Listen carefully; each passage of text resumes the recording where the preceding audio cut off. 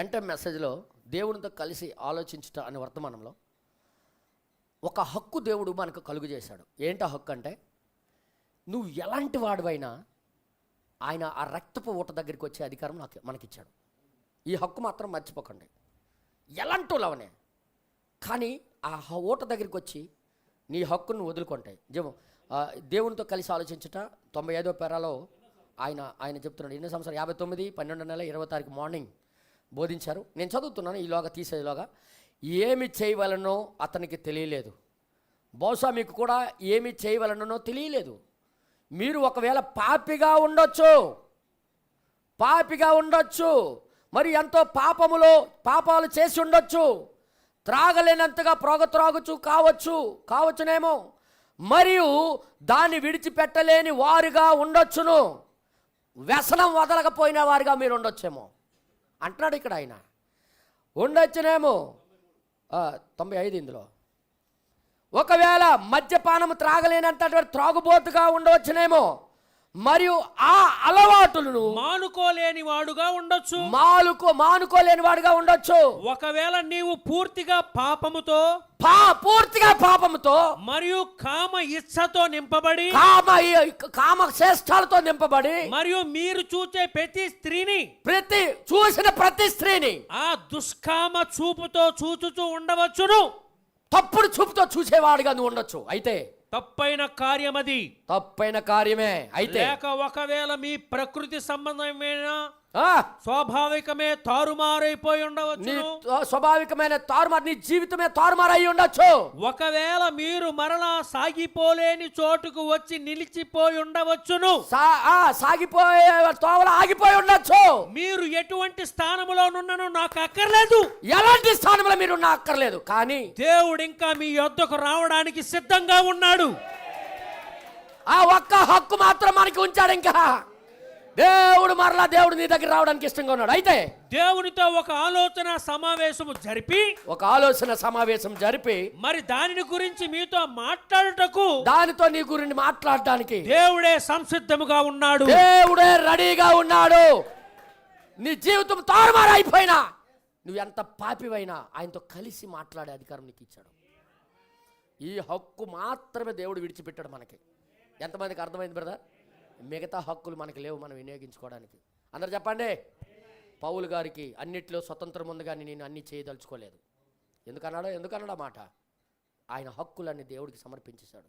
తర్వాత ఇంకేమంటాడు? ఒకవేళ మీరు మీ కుటుంబాన్ని నాశనము చేసుకొని ఉండొచ్చు. మీ కుటుంబాన్ని మీరు నాశనం చేసుకొని ఉండొచ్చు. ఒకవేళ మీరు మీ యొక్క భర్తను మీరు వదిలివేసి ఉండవచ్చును. ఒకవేళ మీ భర్తకి మీరు వదిలేసి ఉండొచ్చు, లేదా నీ భార్యకి ఒకవేళ మీరు మీ భార్యనే వదులుకొని ఉండొచ్చు. ఒకవేళ మీ యొక్క బిడ్డలు వదిలి పారిపోయి ఉండొచ్చును. నీ పిల్లల్ని వదిలేసి వెళ్ళిపోవచ్చు. మరియు శత్రువు కపటోపాయము చేత మిమ్మల్ని చిక్కుల్లోకి పడవేసిన, శత్రువు యొక్క కపటోపాయం చేత నీకు చిక్కుల్లో పడేసిన అనేక విషయాల్లో నీ జీవితంలో ఉండొచ్చును. అనేక విషయాలు నీ జీవితంలో. అయితే గుర్తుంచుకోండి సహోదరుడా, సహోదరి, గుర్తించుకో. మీరు గాని దేవునితో ఒక ఆలోచన సమావేశాన్ని నడుపుటకు నువ్వింకా హక్కు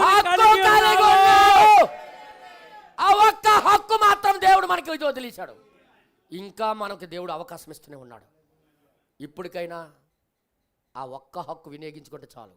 అవునయ్యా, దేవునితో దాని గురించి సంప్రదించి ప్రార్థించండి, ప్రార్థన చేయండి. ఆపత్కాలములో ఆయనే నమ్మదగిన దేవుడు. ఎంతమంది దేవునికి స్తోత్రం చెప్తారు? మన పరిస్థితులు తారుమారి అయిపోవచ్చు, కానీ ఒక్క హక్కు కలిగి ఉన్నాం. ఏ హక్కు కలిగి లేము, కానీ ఒక్క హక్కు, ఆయనతో కలిసి మాట్లాడే హక్కు, ఆయనతో ప్రార్థన చేసే హక్కు, ఆయన దగ్గర బ్రతిమాలుకునే హక్కు ఉంది. ఆ హక్కును మాత్రం వినియోగించుకోండి. మిగతా హక్కులు వినియోగించుకోవడానికి మనకు అధికారం లేదు. నీ మీద నీకు అధికారం లేదు. నీ ఇష్టాలను నువ్వు నెరవేర్చుకోవడానికి నీకు అధికారం లేదు. అది నెరవేర్చుకోకుండా ఉంటే పావురం నీలోకి దిగొస్తాడు. ఈరోజు ఉదయం కూడా ఆ దేవుడే మనకి ఈ నియమం నేర్పించాడు. ఆయన నియమం ఏంటి? నీ హక్కులను వదిలే, నేను వస్తాను అంటున్నాడు. ఆయన నియమం, ఆ నియమం దాటి పనిచేయడు. ఆయన హక్కు ప్రకారం నువ్వు ఆయన పనిచేస్తాడు. ఎంతమంది ఈరోజు ఉదయం దేవుడి దగ్గర సాగిలి పడతారు? దేవుడితో మాట్లాడడానికి ఎంతమంది ఉన్నారు? ఎంతమంది సమావేశం అవుతారు? ఎంతమంది దేవుడితో మాట్లాడడానికి సిద్ధంగా ఉన్నారు? ప్రభా, ఎందుకు ఫెయిల్ అయ్యానో నాకు అర్థమైంది. కొన్నిసార్లు నా హక్కులు నేను వినియోగించుకోవడం బట్టే. నాకు నువ్వు వదిలి వెళ్ళిపోయావని అర్థమైపోయిందయ్యా. కానీ మరలా నువ్వు తడుతున్నావు, మరలా నాలోకి రావడానికి ఇష్టపడుతున్నావు. నాకెంతో దూరంలో లేవు, నేనే ఆటంకినయ్యా నీకు, నేనే నీకు భారం ప్రభువా, నువ్వు నాకు భారం కాదు ప్రభు అని ఎంతమంది చేతులెత్తి ప్రార్థన చేస్తారో లేచి నిలబడి ప్రార్థన చేయవలసిందిగా నేను కోరుచున్నాను. ఓ ప్రభువా, దేవా నీకు స్తోత్రము నాయన. మీరు 2 చేతులెత్తి ప్రభా, మీరు దేవుడి దగ్గర ఇంకా మాట్లాడే హక్కు ఉందని నువ్వు తెలుసుకుంటే నువ్వు నిజంగా నోరు తెరిచి దేవుడి దగ్గర ప్రార్థన చేస్తావు. నీ నోరు తెరిచి దేవుడి దగ్గర ప్రార్థన చేయడం తండ్రి జీవాధిపతి వదులారా. నిజంగా ఒకరి మీద ఒకరి చేతులు వేసుకొని, ఇదిగో ప్రభా, నా పక్కనున్న సహోదరి సిస్టర్స్ కూడా ఒకరి మీద ఒకరి చేతులు వేసుకోండి. ఇంకా కక్షలు, భేద అభిప్రాయాలు మన మధ్యలో ఉండకుండా, ఇదిగో నా సహోదరుడి మీద నేను చేతులు ఉంచుచున్నాను అని నీ పక్కనున్న సహోదరుడి మీద నువ్వు చెయ్యి. ఆ సహోదరుడు చెయ్యి నీ మీద ఉండాలి. ఒకరికొకరు ఐక్యత కలిగి, ప్రభా నా సహోదరుడికి నువ్వు హెల్ప్ చేయవా, ఈ స్వచ్ఛిత్తము ఈయనలో నుండి తొలగించు, ఈయన హక్కులు ఈయన వినియోగించుకోకుండా నిన్ను చోటు ఇవ్వడానికి సహాయం చేయి ప్రభు అని నీ పక్కనున్న సహోదరుడి కోసం నువ్వు ప్రార్థన చేయగలవా? నీ చెయ్యి ప్రార్థన చేయి. సిస్టర్స్, మీ పక్కనున్న సహోదరి మీద చెయ్యి. సంఘం మీద వారు పడదు, ఈరు పడదు, నాకు వారంటే నచ్చదని నువ్వు అన్నంత వరకు పరిశుద్ధాత్మకి దుఃఖపరిచిన వారమే. నాకు ఎవరి మీద ఏ ద్వేషము లేదు ప్రభు. ఇదిగో నా సహోదరులు అందరం ఒకటే, మేము ఒకరి కోసం ఒకరు ప్రార్థన చేసుకుంటున్నాం. ఇదిగో మా సహోదరుడికి నువ్వు సహాయం చేయి. ఈయనలో నిన్ను చూడాలని ఉందయ్యా, ఈయన లోపల నీ ఆత్మ నడిపింప చూడాలని ఉంది. ఈలో ఉన్న స్వయాన్ని తీసివేయి ప్రభు అని ఒకరికి ఒకరు ప్రార్థన చేయవలసిన ఘడియ. ఒకరు తప్పులు ఒకరు ఒప్పుకునే సమయాలు ఇవి. ఓ సహోదరుడా, ప్రార్థన చేయవలసిందిగా కోరుచున్నాం. యేసు వలే నడవాలని, యేసు వలే ఉండాలని ఆశయా, యేసు వలే ఉండాలని, యేసు వలే ఉండాలని నా